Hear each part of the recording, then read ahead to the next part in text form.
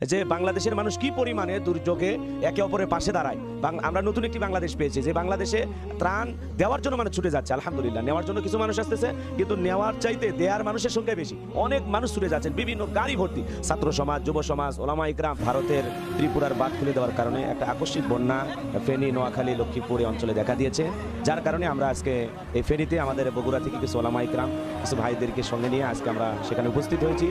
আমরা এখানে আসার পরে দেখলাম মানুষের অনেক কষ্ট, অনেকের বাড়ি ঘরে পানি ঢুকে গেছে, বসত বাড়িতে পানি ঢুকে গেছে, যার ফলে অনেকে বাড়িতে নাই, নিরাপদ কোনো আশ্রয় কেন্দ্রে গিয়ে আশ্রয় নিয়েছেন অথবা আত্মীয় স্বজনের বাসায় গিয়েছেন। এখানে অধিকাংশ বাড়িতে মানুষজনগুলো নাই, কিছু জায়গাতে মানুষজন আছে। আর আমরা ভিতরের যে বিষয়গুলো দেখতে পাইলাম যে অনেক জায়গায় আছে বাড়িঘর পুরোটাই পানির ভিতরে, কোনো লোকজন নাই। আমরা শেষ পর্যন্ত যাওয়ার অনেক চেষ্টা করেছিলাম, কিন্তু আসলে যাওয়া সম্ভব হয় নাই, কারণ এখানে পর্যাপ্ত পরিমাণে নৌকা বা স্পিড বোট নিয়ে যে আমরা ভিতরে যাবো আসলে সেই পরিবেশ নাই, অনেকটা ক্ষেত্রে হয়ে উঠতেছে না। আবার কিছু জায়গায় নৌকা দু একটা পাওয়া গেলে সেই নৌকাগুলো নিয়ে যে আমরা যাবো, সেই নৌকা চালানোর মতো পানিও নাই। অনেক জায়গাতে পানি আবার কমে গেছে, আলহামদুলিল্লাহ অনেক জায়গায় পানি কমে গেছে, এটা খুবই ভালো।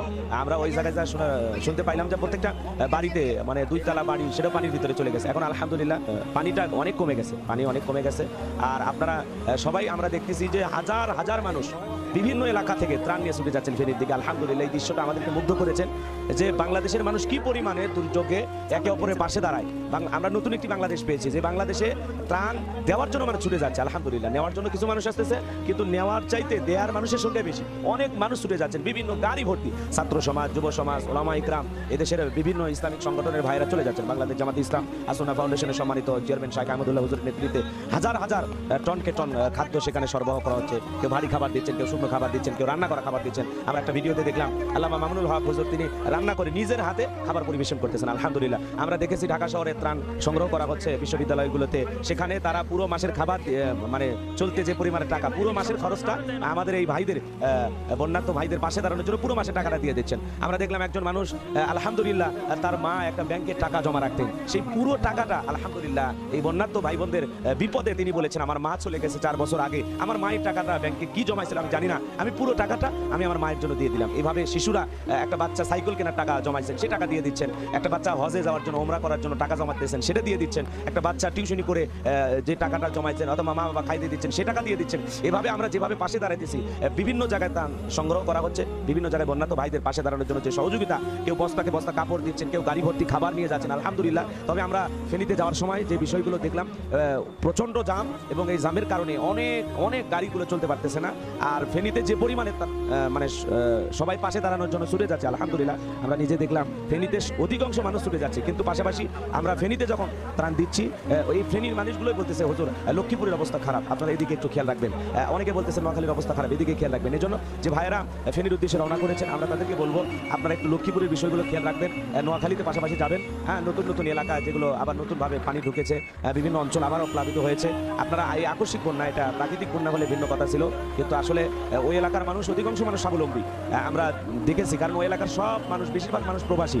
আমাদের প্রবাসী ভাই বোনেরা যারা বাংলাদেশের অর্থনৈতিক চাকাকে সচল রাখেন, সে সমস্ত ভাইয়েরা ওই অঞ্চলের মানুষ, তারা আসলে আমরা দেখলাম প্রত্যেকটা বাড়িতেই বিল্ডিং বাড়ি, 2 তলা বাড়ি, 3 তলা বাড়ি, 2.5 তলা বাড়ি, কিন্তু আসলে সেখানে মানুষ নয়, সেখানে মানুষগুলো চলে গেছেন আশ্রয় কেন্দ্রে, বাড়িঘর সব ফাঁকা। আবার কিছু জায়গায় দেখলাম অনেক কষ্ট করে মানুষ বেঁচে আছেন, অনেক কষ্ট করে হলে নিজের বাড়ি ছেড়ে চলে যাচ্ছেন না। এই বিষয়গুলো আমরা খেয়াল করেছি। এই জন্য আপনাদের উদ্দেশ্যে আমরা বলতে চাই, যারা ফেনীতে যাচ্ছেন আলহামদুলিল্লাহ ফেনী ভাইদের পাশে দাঁড়াবেন।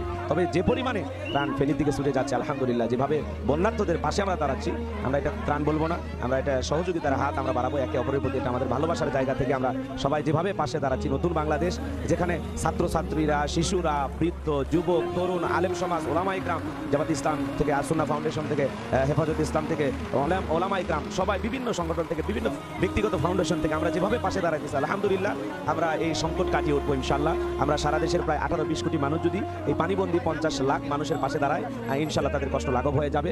আর আল্লাহ চাইলে যেভাবে পানি কমতেছে, আর 2-4 দিনের মধ্যে ইনশাল্লাহ এই সংকট পরিস্থিতি থেকে স্বাভাবিক পরিবেশে ইনশাল্লাহ ফেনীর মানুষ, নোয়াখালীর মানুষ, লক্ষ্মীপুরের মানুষ ফিরে আসতে পারবে। এই জন্য আমরা বলবো লক্ষ্মীপুর আর নোয়াখালী থেকে এখন আপনারা বেশি বেশি করে যাবেন, ওই অঞ্চলগুলোতে লোকজন কম যাইতেছে, সবাই আমরা ফেনীর উদ্দেশ্যেই বেশিরভাগ যাচ্ছে। ফেনীতেও বিভিন্ন ওলামা ইকরামদের টিম কাজ করতেছে, আলহামদুলিল্লাহ আপনারা এদিকে যাবেন। পাশাপাশি আপনারা অবশ্যই নোয়াখালীর বিষয়টা খেয়াল রাখবেন, লক্ষ্মীপুরের বিষয়গুলো খেয়াল রাখবেন। আল্লাহ পাক আমাদের সবাইকে আমাদের এই বন্যার্থ ভাইদের পাশে দাঁড়ানো তৌফিক দান করুন। আমরা এই এভাবে অনেক অমুসলিম ভাইদেরকেও আমরা দেখেছি, তাদেরকে আমরা সহযোগিতা করেছি আলহামদুলিল্লাহ। এভাবে সবাই সহযোগিতা করবো, ছোট শিশু থেকে বৃদ্ধ পর্যন্ত যারা যতটুকু পারি আমরা তাদের পাশে দাঁড়াবো, সহযোগিতার হাত বাড়াবো। এই ভালোবাসার হাত যেন অব্যাহত থাকে, আমরা তাদের পাশে ছিলাম, আসি, থাকবো ইনশাল্লাহ। এদেশের সমস্ত মানুষ যেভাবে এই বন্যার্থ ভাইদের পাশে দাঁড়িয়েছেন, আমরা সত্যি মুগ্ধ হয়েছি। এমন একটি স্বপ্নের বাংলাদেশ আমরা চাই, সেই বাংলাদেশে যে কোনো দুর্যোগ, যে কোনো খারাপ পরিস্থিতি কাটিয়ে ওঠার জন্য আমরা যেন এই 18 কোটি মানুষের 36 কোটি হাত যেন ঐক্যবদ্ধ থাকে। তাহলে ইনশাল্লাহ ইনশাল্লাহ যে কোনো দুর্যোগ, যে কোনো পরিস্থিতি ইনশাল্লাহ আল্লাহ চাইলে আমরা সেই পরিস্থিতি থেকে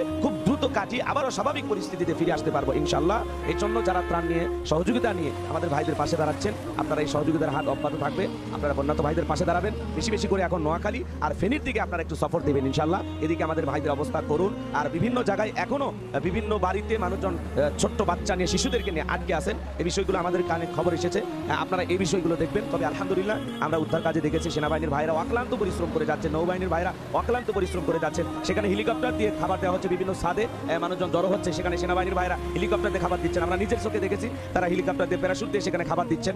আমরা এই বিষয়গুলো লক্ষ্য করলাম। আর ফেনী শহরে পানি পর্যন্ত প্রবেশ করেছিল। আহারে, আমরা যে পরিবেশ পরিস্থিতিগুলো দেখলাম, সত্যি লক্ষ লক্ষ মানুষ এসে মসজিদে আশ্রয় নিয়েছেন, আশ্রয়কেন্দ্রে আশ্রয় নিয়েছেন, বিভিন্ন বিল্ডিংয়ে আশ্রয় নিয়েছেন, মাদ্রাসাগুলোতে আশ্রয় নিয়েছেন। আমরা দেখলাম একটা মাদ্রাসার ভিতরে আমরা প্রবেশ করে দেখলাম পুরোটা মাদ্রাসা আমার মা বোনেরা আশ্রয় নিয়েছেন। বিভিন্ন পরিবারের লোকদেরকে মাদ্রাসায় ছেড়ে দেওয়া হয়েছে আশ্রয় নেওয়ার জন্য। এই যে বিপদে আমরা যেভাবে মাদ্রাসাগুলোতে আশ্রয় কেন্দ্র খুলে দিয়েছি, বিভিন্ন মসজিদগুলোতে অমুসলিমেরা, আমরা হিন্দু ভাই বোনদেরকে দেখেছি তারা অমুসলিমেরা মসজিদে এসে আশ্রয় নিয়েছেন। আলহামদুলিল্লাহ আমরা যেভাবে ভালোবাসা দেখিয়ে যাচ্ছি, যেভাবে আমাদের ভালোবাসার হাত প্রসারিত করেছি, আলহামদুলিল্লাহ এই দুর্যোগ কাটিয়ে অচিরেই আল্লাহ তাআলা চাইলে আমরা স্বাভাবিক পরিস্থিতিতে ফিরে আসবো ইনশাল্লাহ।